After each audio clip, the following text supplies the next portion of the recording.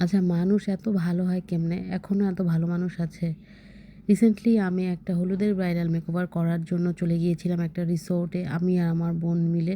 তো সেখানে গিয়ে আমার যে এক্সপেরিয়েন্সটা হলো সেটারই আ সবকিছু তোমাদের সাথে আজকে শেয়ার করব। আমরা রিসোর্টে চলে যাই সকাল 11টায়। যাওয়ার পরপরই ব্রাইডের যে ভাবি ছিলেন তিনি আমাদেরকে আ আ ভাবি এবং ভাই যারা ছিলেন তারা হচ্ছে খুবই হার্ডলি আমাদেরকে ওয়েলকাম করেছিলেন। আর যাওয়ার সাথে সাথেই হচ্ছে আমাদেরকে তারা নাস্তাও প্রোভাইড করে দিল। আর তারপরে হচ্ছে আমরা একটু ঘুরে, ঘুরে দেখছিলাম যেহেতু তাদের টুকটাক কিছু আ ফর্মালিটিস বা আরও অনুষ্ঠান ছিল সেগুলো তারা করছিল। আর দেখতেই পাচ্ছেন যে রিসোর্টটা এত সুন্দর চমৎকার একটা রিসোর্ট। আর ওই যে দেখলেন বউ ওখানে বসে, বসে আসলে ছবি-টবি তুলছিল।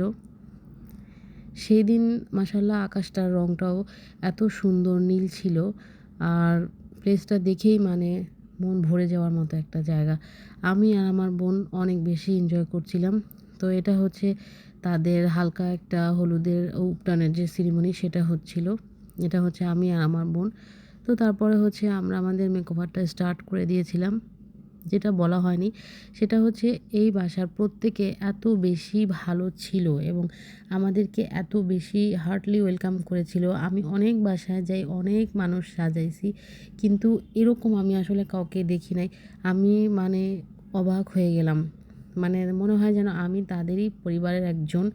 তো খুবই ভালো লেগেছিল আপুকে সাজাতে গিয়ে। আপুর আরেকটা মিষ্টি বান্ধবী ছিল। তো আপুটার আসলে ভিডিও নেওয়া হয়নি। তো সাজগোজ শেষ হওয়ার পর আমাদের লাঞ্চ চলে আসছিল। আমরা লাঞ্চ করে আপুর মেকআপটা কমপ্লিট করে তাড়াতাড়ি করে চলে আসার জন্য চেষ্টা করেছিলাম। কারণ হচ্ছে যে আমাদের বাসা ওখান থেকে অনেকটাই দূরে। তো অ্যাজ আর্লি অ্যাজ পসিবল আমাদেরকে লিভ নিতে হয়েছিল। বাট আপুর ফ্যামিলি মেম্বারগুলো খুবই ভালো ছিল এবং আমাদেরকে অনেক রিকোয়েস্টও করেছিল সন্ধ্যা পর্যন্ত থাকার জন্য এবং তারা হচ্ছে আমাদেরকে আ একদম বাসায় পৌঁছেও দিত। তো যেহেতু আমি রাত করতে চাইনি তাই চলে আসলাম। আবার এই ছিল নতুন কোনো আজকের ব্লগ ব্লগ। নিয়ে সামনে তোমাদের সাথে কথা বলব। ততক্ষণ পর্যন্ত আল্লাহ হাফেজ।